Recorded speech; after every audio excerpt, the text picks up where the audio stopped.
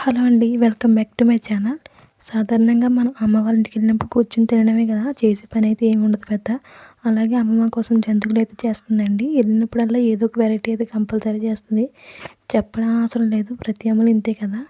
కూతుర్లు ఇంటికి వెళ్ళినప్పుడు వాళ్ళ ఇంటికి ఎక్కలేని ఒప్పులన్నీ వచ్చేసి ఎంతటి కష్టమైనా సరే, ఎంతటి ఇష్టమైనా సరే అన్ని పనులు మన కోసం చేసి పెడతారనమాట. అందుకే కదా అమ్మ అంటే అందరికీ అంత ఇష్టం. సో ఇప్పుడైతే జంతికలుగా చేస్తుందండి. తర్వాత వచ్చేసి సున్నుండలు అయితే కలుపుతుంది. జంతికలు ఎలా అన్నా చేసేయచ్చు, మనం కూడా చేసేసుకోవచ్చు. కానీ సున్నుండలు అనేది చాలా కష్టం. ఎంత ప్రాసెస్ పని అంటే అమ్మ అయితే కొట్టు దగ్గర మినుములు తీసుకొస్తారు కదా! అవి తెచ్చి అవి ఏపి మళ్ళీ వాటిని మిల్లుకిచ్చి బియ్యం కూడా వేపి అవి కూడా మిల్లుకిచ్చి 2 తెచ్చి స్వయంగా తని చేతులతోనే చేస్తుందండి అన్నీ కూడాని. ఇంకా మినపగుళ్ళు లాంటి వాటిలతో చేయదు, మినుములతోనే చేస్తుంది. చాలా బాగుంటాయి ఈ సున్నుండలు. తినేటప్పుడు ఎంత రుచి ఉంటాయో చేసేటప్పుడు అంతే కష్టం. చూసారు కదా! మా కోసం అయితే మళ్ళీ చేస్తుందనమాట. మీరు చూస్తున్న పౌడర్ చేయడానికి మ్యాక్సిమం ఒక 500 ఖర్చు అయింది.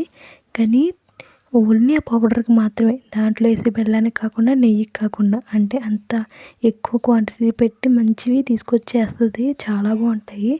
ఇంకా పండగకి గట్రా సున్నుండలు అయితే కంపల్సరీ కదా! ఇంక అప్పుడు బాగా తింటామని చెప్పేసి ఇంకెప్పుడు వెళ్ళినా కూడా సున్నుండలు చేస్తుందండి అమ్మ. చాలా బాగుంటాయి. ఇక ఇవన్నీ అయిపోయాక ఇంక మా ఇంటికి వెళ్ళిపోదాం అనుకున్నాము. బట్ కొంచెం ఎంగా సెలవులు ఉన్నాయి కదా అని చెప్పేసి ఉండిపోయామన్నమాట. ఇది సెలవుల్లో తీసిన వీడియో. స్కూల్ తెరిచాక వీడియో అనేది నేను పోస్ట్ చేస్తాను అనమాట. ఇప్పుడు ఖాళీ అయిపోయింది. నెక్స్ట్ వచ్చేసి మా ఇంటికి అందరూ చుట్టాలు వచ్చారు, అమ్మవారి తీర్థం అని చెప్పేసి. అందుకని నేను వీడియో పెట్టలేదండి. కొన్ని పెట్టాను కానీ అంత రెస్పాన్స్ అయితే అవ్వలేదు. చిన్న చిన్న విషయాలు మీతో షేర్ చేసుకుందామని షార్ట్స్లో పెట్టాను.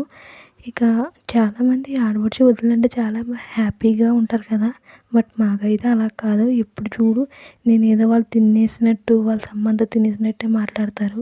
నాకు కొంచెం బాధగా అనిపిస్తుంది. అప్పుడప్పుడు నేను అలాంటివి షార్ట్లో పెడతా ఉంటాను.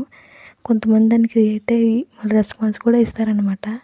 ఇంతకుముందు అయితే అమ్మ అచ్చు బెల్లం వేసేది, ఇప్పుడు లేదని చెప్పేసి ముద్ద బెల్లం వేసింది. కానీ ఇది కూడా టేస్ట్ బాగానే ఉంది. దాని అంత కాదనుకోండి. అది ఇంకా గట్టి ప్రాసెస్ అనమాట. దాన్ని అయితే కోరి వేసేది అమ్మ. ఇదైతే కొంచెం ఫాస్ట్గానే ముద్ద బెల్లం ఇలా ముద్ద కింద అయిపోయింది. చాలా బాగుంది. కొంచెం ఉప్పుగా ఉంటుంది అనమాట, అందుకే తక్కువ వాడతారు. అదే అచ్చు బెల్లం అనుకో టేస్టీగా ఉంటుంది, ఎక్కువ పని ఉంటుంది, చాలా బాగుంటుంది కూడా. ఇంకా మనవడు అమ్మమ్మ కలిసి సున్నుండలు అయితే చేస్తున్నారనమాట. నేతితో వేసిన సున్నుండలేమో చూస్తుంటే అలా నోరు ఊరిపోతున్నాయి.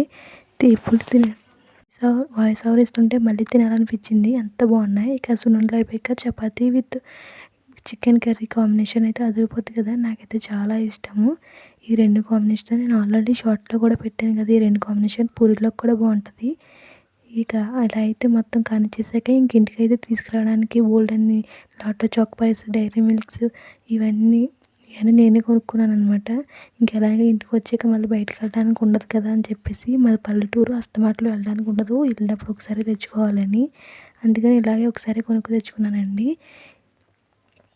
ఈ వీడియో మీకు నచ్చిందని అనుకుంటున్నాను. ఇంకా చాలా వీడియోస్ మీతో షేర్ చేసుకుంటానండి.